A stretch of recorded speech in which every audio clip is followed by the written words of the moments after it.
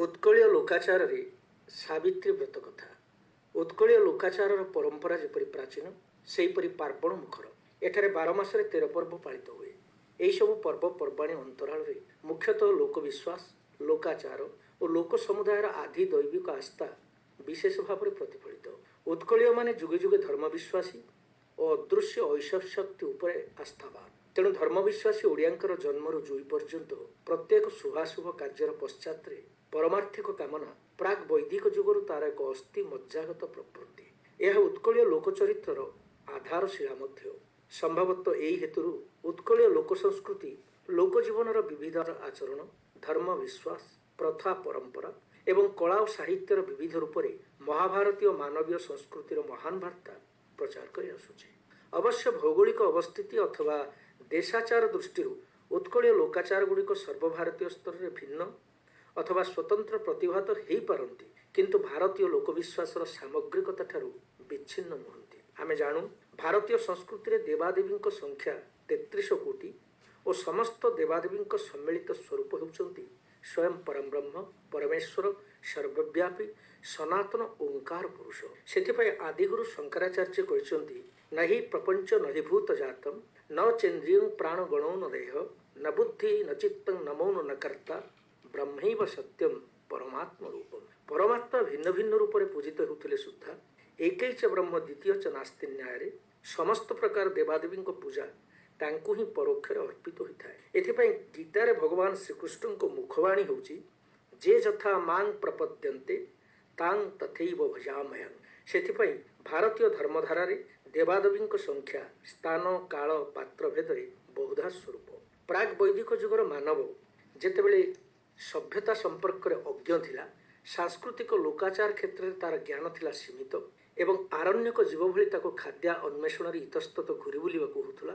सेतेबेले प्रकृतिर वैचित्र्य मंडित प्रकाश रूप थिला तार भय, विस्मय और विश्वासर भित्तिभूमि। सेदिनर सरल जांगलिक मनीष प्रकृतिर प्रकोपरू निजको बंचेबाकू जाई से महाजागतिक शक्तिमान को देवता ज्ञान करी पूजा करी आसीछि।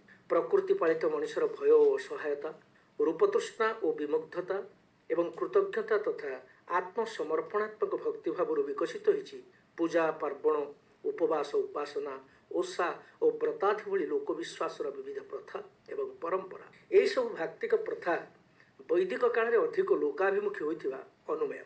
कारण वैदिक मते धर्मादि यज्ञानुष्ठान आयोजन एवं ब्राह्मण पुरोहितों द्वारा वेदानुसिद्ध पद्धति रे पूजा उपासना करिबा साधारण लोक पक्षरे संभव नथिला।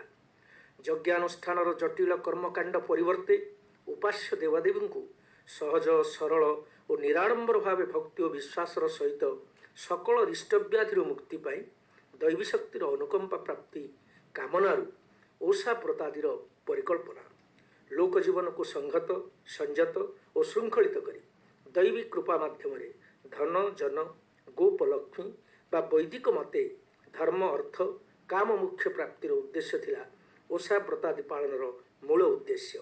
ओषा व्रत गुड़िक निर्दिष्ट भाव केबे प्रचलित होइथिला तार समय निर्धारण करने कष्टकर निश्चय। प्राथमिक स्तर में यह सब मौखिक रूप से प्रचलित हुई परवर्ती काल में लोक समाजर आदृति और विभिन्न धर्म संप्रदायर विकास सहित ए सबुरे विधि विधान संयुक्त होता जनाए। उत्कलीय धर्मधारार विकास पर्व शैव, शाक्त, वैष्णव, गाणपत्य, सौर आदि विभिन्न संप्रदाय निज निज धर्ममतर महत्व प्रतिपादन करने को जाई लोक समाजर आस्था और विश्वास जिणिबा उद्देश्य निज निजर धर्म प्रचार निमंते एभली बहु ओषा व्रत आदिर प्रचलन करथिले। धर्मीय प्रचार को दृष्टि रखी लोक समाजर भय और आश्वासनार विश्वासबोध सृष्टि करबा थिला ए सबु व्रतादिर मूल उद्देश्य। व्रत पालन करने द्वारा कौन कौन लाभ हुए एवं अमान्य कले कौन कौन दंड बा दशा भोग करने को पड़े ताहा यही सब व्रत कथार विस्तृत भाव वर्णित थिबारु निरीह सरल लोक समाज निश्चित विपत्ति परित्राण पाई एवं ईप्सित फलप्राप्ति आशारे या पालन करने और परवर्ती समय यही सब लोकाचार गुड़िक आम सामाजिक जीवन एक एक बलिष्ठ प्रथार परिणत होता विश्वास करा जाए। विशेषकर पुराण काल में जड़े जड़े निर्दिष्ट देवदेवी महत्व प्रतिपादन करने को जाई पुराणकार माने बहु ओषा व्रत कथा दी से पुराण रचना भितर संयोजित कर। उदाहरण स्वरूप अनंत व्रत कथा भविष्य पुराणरू, ସୁଦାସା ବ୍ରତ କଥା ପଦ୍ମ ପୁରାଣରୁ, ସିଦ୍ଧି ତାରିଣୀ ବ୍ରତ କଥା ବ୍ରହ୍ମାଣ୍ଡ ପୁରାଣରୁ, ରାଇ ଦାମୋଦର ଓଷା କଥା ପଦ୍ମ ପୁରାଣରୁ, ଭାଇ ଜିଉନ୍ତିଆ ବ୍ରତ କଥା ଦେବୀ ପୁରାଣରୁ ସଂଗୃହୀତ। ସେହିପରି ଶିବ ପୁରାଣ, କାଳିକା ପୁରାଣ, ରାମାୟଣ ଏବଂ ମହାଭାରତରୁ ମଧ୍ୟ ବହୁ ବ୍ରତ କଥାର ଆଗମନ ହୋଇଛି ଓ ଆମ ଲୋକାଚାରର ଏକ ଏକ ଅଭିନ୍ନ ଅଙ୍ଗରେ ଏଗୁଡ଼ିକ ପରିଣତ ହୋଇଛନ୍ତି। ପ୍ରତ୍ୟେକ ଓଷା ବ୍ରତର ଅନ୍ତରାଳରେ ଏକ ବଳିଷ୍ଠ ଅଲୌକିକ କାହାଣୀ ସଂଯୋଜିତ ହୋଇଥାଏ। ଜନସମୁଦାୟର ଆସ୍ଥାଭାଜନ ହେବା ଏହି କାହାଣୀର ମୂଳ ଉଦ୍ଦେଶ୍ୟ। ଏହି କ୍ରମରେ ଦେଖିଲେ ସାବିତ୍ରୀ ବ୍ରତ କଥା ପଛରେ ମଧ୍ୟ ଏଭଳି ଏକ ଅଲୌକିକ କାହାଣୀ ପରିଲକ୍ଷିତ ହୁଏ। ବେଦମାତା ଦେବୀ ସାବିତ୍ରୀଙ୍କ ପ୍ରସଙ୍ଗ ବ୍ରହ୍ମବୈବର୍ତ ପୁରାଣର ପ୍ରକୃତି ଖଣ୍ଡରେ ତ ନାରଦ ଆଉ ନାରାୟଣଙ୍କ କଥୋପକଥନ ଛଳରେ ବର୍ଣ୍ଣିତ ହୋଇଛି। ସୂର୍ଯ୍ୟମଣ୍ଡଳର ଦେବୀ ଗାୟତ୍ରୀଙ୍କ ଦ୍ୱିପ୍ରହର କାଳୀନ ଧ୍ୟେୟ ରୂପ ହେଉଛନ୍ତି ମା ସାବିତ୍ରୀ। ସାବିତ୍ରୀ ବ୍ରତ ବା ପୂଜା ଉତ୍କଳୀୟ ପର୍ବପର୍ବାଣୀର ଅନ୍ୟତମ ମହତ୍ତ୍ୱପୂର୍ଣ୍ଣ ଲୋକାଚାର। ଜ୍ୟେଷ୍ଠ ମାସ କୃଷ୍ଣପକ୍ଷ ଅମାବାସ୍ୟା ଦିନ ଏହି ପୂଜା ବା ବ୍ରତ ସଧବା ନାରୀମାନଙ୍କ ଦ୍ୱାରା ଅତ୍ୟନ୍ତ ନିଷ୍ଠାର ସହିତ ପାଳନ କରାଯାଇଥାଏ। ସ୍ୱାମୀର ଦୀର୍ଘ ଜୀବନ ଓ ସପରିବାରର ସୁଖ ସମୃଦ୍ଧି ପ୍ରାପ୍ତି ଉଦ୍ଦେଶ୍ୟରେ ବିବାହିତା ନାରୀମାନେ ବେଦମାତା ଦେବୀ ସାବିତ୍ରୀଙ୍କ କୃପା ଭିକ୍ଷା କରି ଏହି ବ୍ରତ ପାଳନ କରିଥାନ୍ତି। ବ୍ରତରେ ବର୍ଣ୍ଣିତ କାହାଣୀଟି ହେଉଛି ମଦ୍ରଦେଶର ରାଜା ଅଶ୍ୱପତି ଜଣେ ପ୍ରଜାନୁରଞ୍ଜକ ରାଜା ଭାବରେ ସୁଖ୍ୟାତ ଥିଲେ। ତାଙ୍କ ପାଟରାଣୀ ମାଳତୀ ଦେବୀ ରାଜାଙ୍କୁ ପ୍ରଜାପାଳନରେ ସହଯୋଗ କରୁଥିଲେ। କିନ୍ତୁ ଦୁଃଖର କଥା ହେଉଛି ରାଜଦମ୍ପତି ନିଃସନ୍ତାନ ଥିବାରୁ କୁଳଗୁରୁ ବଶିଷ୍ଠଙ୍କ ପରାମର୍ଶ କ୍ରମେ ବେଦମାତା ଦେବୀ ସାବିତ୍ରୀଙ୍କୁ ପୂଜା କରି ଏକ ବିଚକ୍ଷଣ ତେଜମୟୀ କନ୍ୟା ପ୍ରାପ୍ତ ହେଲେ।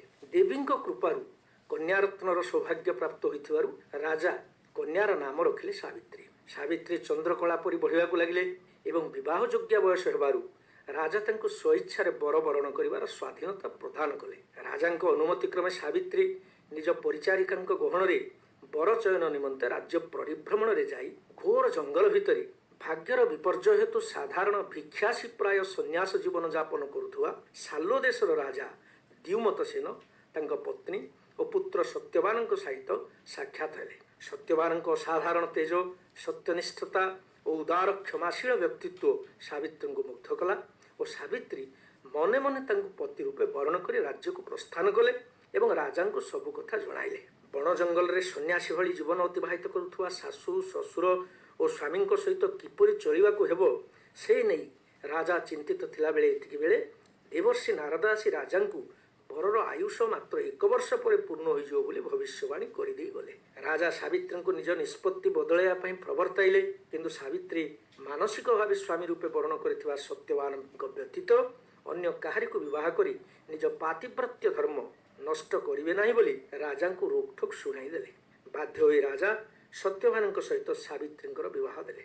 ବିବାହ ପରେ ସାବିତ୍ରୀ ରାଜକୀୟ ପରିଧାନ ଛାଡ଼ି ସ୍ୱାମୀ ସହଭାଗିନୀ ହୋଇ ସନ୍ନ୍ୟାସିନୀ ବେଶରେ ପ୍ରତ୍ୟହ ସ୍ୱାମୀଙ୍କ ସହିତ ଜଙ୍ଗଲରୁ ଇନ୍ଧନ, ହୋମକାଷ୍ଠ ଓ ଫଳମୂଳ ସଂଗ୍ରହ ଉଦ୍ଦେଶ୍ୟରେ ଯାଇଥାନ୍ତି। ଠିକ୍ 1 ବର୍ଷ ପୂର୍ତ୍ତିର ପୂର୍ବଦିନ ଜ୍ୟେଷ୍ଠ ଅମାବାସ୍ୟା ସତ୍ୟବାନ ସେଦିନ ବୃକ୍ଷ ଉପରେ ଥାଇ କାଠ ସଂଗ୍ରହ କରୁଥିଲା ବେଳେ ମୂର୍ଚ୍ଛିତ ହୋଇ ପ୍ରାଣତ୍ୟାଗ କରିଛନ୍ତି।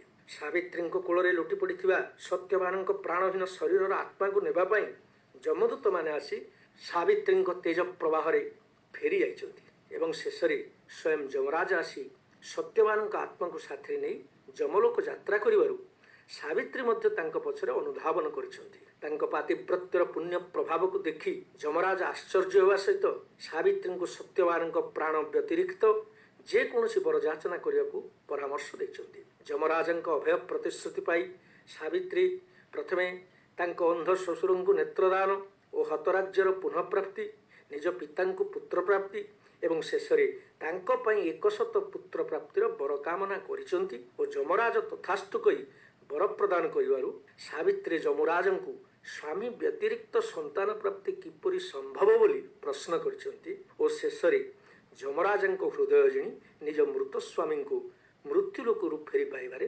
ସମର୍ଥ ହୋଇଛନ୍ତି। ଏହା ହେଉଛି ମୋଟାମୋଟି ଭାବରେ ସାବିତ୍ରୀ ବ୍ରତ କଥାର କଥାବସ୍ତୁ। ଯମରାଜ ଓ ସାବିତ୍ରୀଙ୍କ କଥୋପକଥନ ଭିତରେ କାହାଣୀକାର ଜୀବାତ୍ମା ପରମାତ୍ମାର ସମ୍ପର୍କ, ଜନ୍ମ ମୃତ୍ୟୁର ରହସ୍ୟ, ଦାନ, ଧର୍ମ, ବ୍ରତ, ପୂଜାଦି ପାଳନର ପୁଣ୍ୟପ୍ରାପ୍ତି ସମ୍ପର୍କରେ ସୂଚନା ଦେଇ ଜନମନର ହୃଦୟରେ ଧର୍ମୀୟ ବିଧିବିଧାନ ପ୍ରତି ଏକ ପ୍ରକାର ସକାମ ଆସ୍ଥା ସୃଷ୍ଟି କରିଛନ୍ତି। ତେଣୁ ଗୃହ ପରିବାରର ସକଳ ବିଧ ମଙ୍ଗଳ ସାଧିତ ହେଉଥିବା ଏପରି ଏକ ସରଳ ବ୍ରତ ବିଧାନ ପ୍ରତି ସଧବା ମହିଳାମାନେ ଆକର୍ଷିତ ହେବା ସ୍ୱାଭାବିକ। ବୈଦିକ କାଳରୁ ଆମ ସାମାଜିକ ଓ ପାରିବାରିକ ଜୀବନରେ ପୁରୁଷ ଅପେକ୍ଷା ନାରୀର ସମ୍ପୃକ୍ତି ଓ ସହଭାଗିତା ସମଧିକ ସାବ୍ୟସ୍ତ ହୋଇ ଆସିଛି। ପୁନଶ୍ଚ ଅନିଶ୍ଚିତ ଆଶା ଆଶଙ୍କାକୁ ନେଇ ଘରର ଚାରିକାନ୍ଥ ଭିତରେ ଆବଦ୍ଧ ଜୀବନଯାପନ କରୁଥିବା ନାରୀ ଆପଣାର ଦୁର୍ବଳ ଚିତ୍ରବୃତ୍ତିକୁ ଆଶ୍ୱସ୍ତ କରିବା ଏବଂ ଓଷା ବ୍ରତାଦି ପାଳନ ଅବକାଶରେ ଅନ୍ୟ ନାରୀଙ୍କ ସହିତ ମିଶି ସାମୂହିକ ସମାବେଶ ଜନିତ ଏକ ଆପୋଷ ଆନନ୍ଦ ଅନୁଭବ କରିବା ମଧ୍ୟ ଏଭଳି ଏକ ବ୍ରତ ପାଳନର ଅନ୍ୟତମ ଦିଗ ହୋଇପାରେ। ପୁନଶ୍ଚ ଅନ୍ୟ ଏକ ଦୃଷ୍ଟିକୋଣରୁ ତର୍ଜମା କଲେ ପୁରୁଷ ପ୍ରଧାନ ଆମ ସାମାଜିକ ବ୍ୟବସ୍ଥାରେ ପାରିବାରିକ ଜୀବନକୁ ସଂଯତ ଶୃଙ୍ଖଳିତ କରିବାକୁ ଯାଇ ଧର୍ମୀୟ ବିଶ୍ୱାସ ତଥା କଳ୍ପିତ ଦେବଦେବୀଙ୍କ ଦ୍ୱାହି ଦେଇ ନାରୀ ସମ୍ପ୍ରଦାୟ ମଧ୍ୟରେ ଏକ ଭୟମିଶ୍ରିତ ଭାକ୍ତିକ ଆତ୍ମରକ୍ଷାର ଏହା ଏକ ପୁରୁଷ ଜନଚିତ ପ୍ରତିବେଦିତ ପ୍ରୟାସ ବୋଲି କୁହାଯାଇପାରେ। କାରଣ ଅଧିକାଂଶ ଉତ୍ସାହ ବ୍ରତାଦିର ପରିପାଳନ ପରିବାରର କଲ୍ୟାଣ ଲାଗି ଉଦ୍ଦିଷ୍ଟ ଓ କଲ୍ୟାଣମୟ ନାରୀର ସଂକଳ୍ପ ଓ ସୁଚିତାରେ ଏହାର ଭାକ୍ତିକତା ପ୍ରତିବିମ୍ବିତ ହୋଇଥିବାରୁ ଏପରି ଅନୁମାନ ମଧ୍ୟ ଅମୂଳକ ନୁହେଁ। ଲକ୍ଷ୍ୟ କରନ୍ତୁ, ସାବିତ୍ରୀ ବ୍ରତ ପାଳନର ବିଧାନ ସମ୍ପର୍କରେ ବ୍ରତ କଥାରେ କ'ଣ ଉଲ୍ଲେଖ ଅଛି। ସାବିତ୍ରୀ ଲକ୍ଷ୍ମୀନାରାୟଣ ବ୍ରତ କଲେ, ପ୍ରାତଃକାଳୁ ଉଠି ସ୍ନାନ କଲେ, ପାଟ ପତନି ପିନ୍ଧିଲେ, ଘର ଲିପାପୋଛା କଲେ, ମୁଗ ବତୁରାଇଲେ, ତାଳ ନଡ଼ିଆ ଖଜୁରୀ କୋଳ ପଣସ ଆମ୍ବ ଆଖୁ କଦଳୀ ଖଇ ଅଳତାପତ୍ର କଳାମାଳି ନୂଆ ଲୁଗା ସର୍ବ ଆୟୋଜନ କଲେ, ଲକ୍ଷ୍ମୀନାରାୟଣ ସ୍ଥାପିଲେ, ଘୃତ ଦୀପ ଜାଳି ନିଃଶଙ୍କୁଡ଼ି ଦ୍ରବ୍ୟମାନ ବାଢ଼ିଲେ, ଲକ୍ଷ୍ମୀନାରାୟଣଙ୍କୁ ସ୍ମରଣ କରି ନୈବେଦ୍ୟ କଲେ, ପୂଜା ଶେଷରେ ପ୍ରସାଦ ବାଣ୍ଟିଲେ। ଯେଉଁ ସ୍ତ୍ରୀମାନେ ଶୁଦ୍ଧମତିରେ ସାବିତ୍ରୀ ବ୍ରତ କରନ୍ତି ସେମାନେ ଏହିପରି ଫଳ ଲାଭ କରିଥାନ୍ତି। ଏହି ସାବିତ୍ରୀ କଥା ଚିତ୍ତ ଦେଇ ଯେଉଁ ନାରୀ ଶୁଣଇ ତାର ସର୍ବଶୁଭ ହୋଇ ମନବାଞ୍ଛା ପୂର୍ଣ୍ଣ ହୁଏ। ଏସବୁ ବର୍ଣ୍ଣନାରୁ ଏ କଥା ଅନ୍ତତଃ ସ୍ପଷ୍ଟ ପ୍ରମାଣିତ ହେଉଛି ଯେ ଓଷାବ୍ରତ ପରିପାଳନ ପଛରେ ନାରୀ ସମାଜର ନିଷ୍ଠା ଓ ଚେଷ୍ଟାକୁ ହିଁ ଗୁରୁତ୍ୱ ପ୍ରଦାନ କରାଯାଇଛି। ତେବେ ସେ ଯାହା ହେଉ, ଉତ୍କଳୀୟ ସଂସ୍କୃତି ଓ ଲୋକାଚାରରେ ଅନ୍ତଃପୁରର ଈଶ୍ୱରୀ ନାରୀ ଯୁଗେ ଯୁଗେ ବିଶ୍ୱାସର ବସୁନ୍ଧରା ରୂପରେ ବନ୍ଦନୀୟା। ତାର ସରଳ ବିଶ୍ୱାସ ଓ ତ୍ୟାଗପୂତ ଜୀବନର ତିତିକ୍ଷା ଉପରେ ପରିବାରର ଶ୍ରୀ ଓ ସୌଭାଗ୍ୟ ସମୁଦ୍ଭାସିତ। ତାର ସମ୍ମାନ ଓ ସ୍ୱାଧିକାରରେ ସମାଜ ହୁଏ ଐଶ୍ୱର୍ଯ୍ୟମଣ୍ଡିତ। ଆଜି ଏହାର କ୍ରମ ଅବର୍ତ୍ତମାନତା ଯୋଗୁଁ ପାରିବାରିକ ସୁଖ ଓ ଶାନ୍ତି ଅଧପତିତାଭିମୁଖୀ। ଏଣୁ ସାବିତ୍ରୀ ବ୍ରତ ପରିପାଳନ ଆମ ସାଂସ୍କୃତିକ ପରମ୍ପରାରେ ଲୋକାଚାର ଦୃଷ୍ଟିରୁ କେବଳ ଏକ ମହତ୍ତ୍ୱପୂର୍ଣ୍ଣ ଅଙ୍ଗ ନୁହେଁ, ବରଂ ସୁରୁଚି ଓ ସଂଯମର ଏହା ଏକ ନିରବଧ୍ୟ ଲୋକବିଶ୍ୱାସ। ପରିବାର ପାଇଁ କଲ୍ୟାଣମୟୀ କୁଳବଧୂମାନଙ୍କର ଏହା ହେଉଛି ସକାମ ଭକ୍ତିର ଏକ ସମର୍ପିତ ସାଧନାଧାରା।